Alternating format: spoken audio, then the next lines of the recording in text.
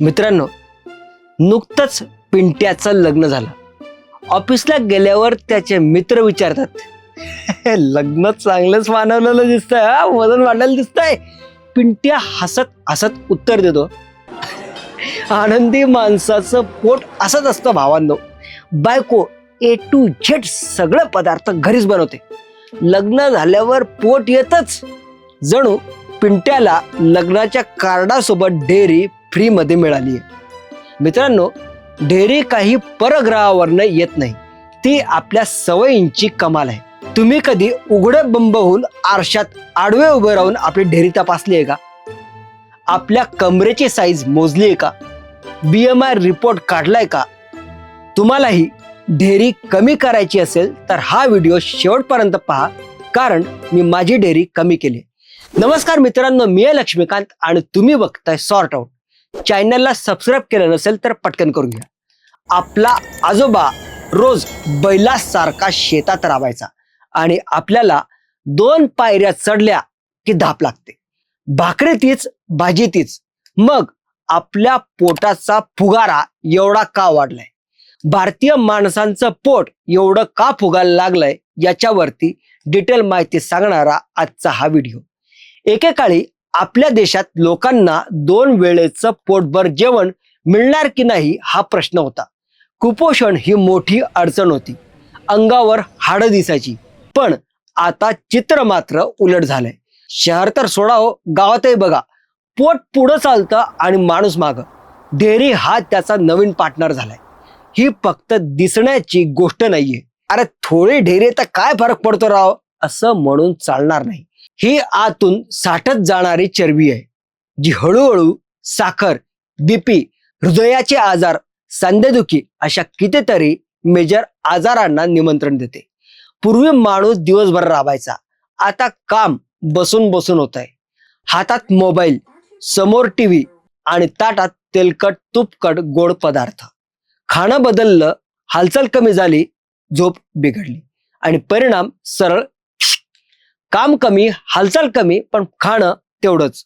मग डेअरी वाढणार नाही तर काय, तुम्ही सांगा. मित्रांनो, हा व्हिडिओ आपल्या अशा मित्राला पाठवा ज्याची डेअरी खूप जास्त आहे. आपले जेवण बघा, भाताची मोठी वाटी, 2-3 पोळ्या, बटाट्याची भाजी, तळलेलं काहीतरी, वर गोड पदार्थ. हे सगळं भरपूर आहे पण प्रोटीन शून्य. डाळ अगदी थोडीशी, अंडी कधी कधी, चिकन तर कॅलेंडर बघूनच. मग काय होतं, जास्त कार्बोहायड्रेट्स म्हणजे रक्तात साखर वाढते, इन्शुलिन वाढतं आणि ते आदेश देतं, ही उरलेली ऊर्जा चरबी म्हणून बनवून ठेव. आणि ती चरबी कुठे बसते, तुम्हाला उत्तर माहितीच आहे. आपण म्हणतो मी काही जास्त खात नाही भावा, पण जरा दिवसाचा हिशोब बघूया. सकाळी उठलं की कडक चहा, 2 चमचे साखर घालून, थोड्या वेळाने परत चहा, ऑफिसमध्ये कटिंग, बरोबर 2 बिस्किट, फक्त 2च. दुपारी जेवण, संध्याकाळी नमकीन, मित्र भेटला की कोल्ड्रिंक, रात्री जेवणानंतर थोडं गोड खावंसं वाटतं म्हणून पान. आणि तरीही आपण म्हणतो भावा डाएटवर आहे. ताण, सकाळी उठला की आपल्याला आठवतो तो EMI, मग बॉस, बिल, भविष्य.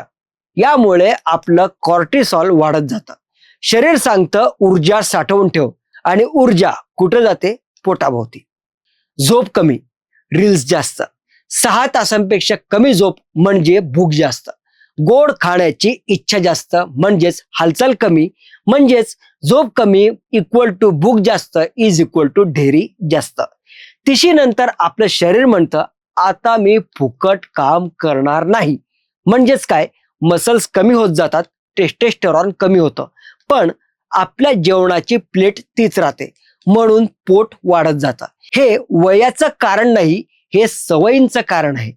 विसरल फॅट म्हणजे ती आतल्या अवयवांभोवती वाढलेली चरबी असते.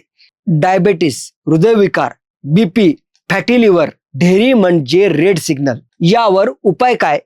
जिम नसेल तरी चालेल, पण रोज चाललं पाहिजे. लिफ्ट ऐवजी जिना वापरायला पाहिजे. जेवणानंतर कमीत कमी 15 ते 20 मिनिट चालणं हे आपलं पहिलं औषध आहे. पुशअप्स, स्क्वॉट्स, प्लँक हे तुम्ही घरच्या घरी करू शकता. स्नायू म्हणजे शरीराची भट्टी, म्हणजे काय, भट्टी जास्त तर जळण जास्त. प्लेटमध्ये प्रोटीन ठेवा.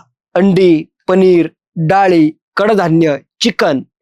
भात पूर्णपणे बंद नको, पण प्रोटीन आधी ऍड करा. रोज रात्री झोपताना मोबाईल लवकर बाजूला ठेवा. रील्स उद्याही असणार आहेत. झोप मात्र उद्या आज सारखी मिळणार नाही. झोप पूर्ण झाली की भूक कमी होते, ताण कमी होतो आणि शरीराला नीट आराम मिळतो. झोप ही पण व्यायामा इतकीच महत्वाची गोष्ट आहे. थोडं चालणं, थोडं बोलणं, थोडं हसणं. ताण वाढला की पोट वाढतं. आता हे आपल्याला माहितीच आहे. मित्रांनो, तुम्हाला आजचा व्हिडिओ आवडला असेल तर सॉर्ट आउट बाय लक्ष्मीकांत या चॅनलला सबस्क्राईब करा. Stay tuned for more updates. मी माझी डेअरी कमी केली आहे, तुम्हीही करा.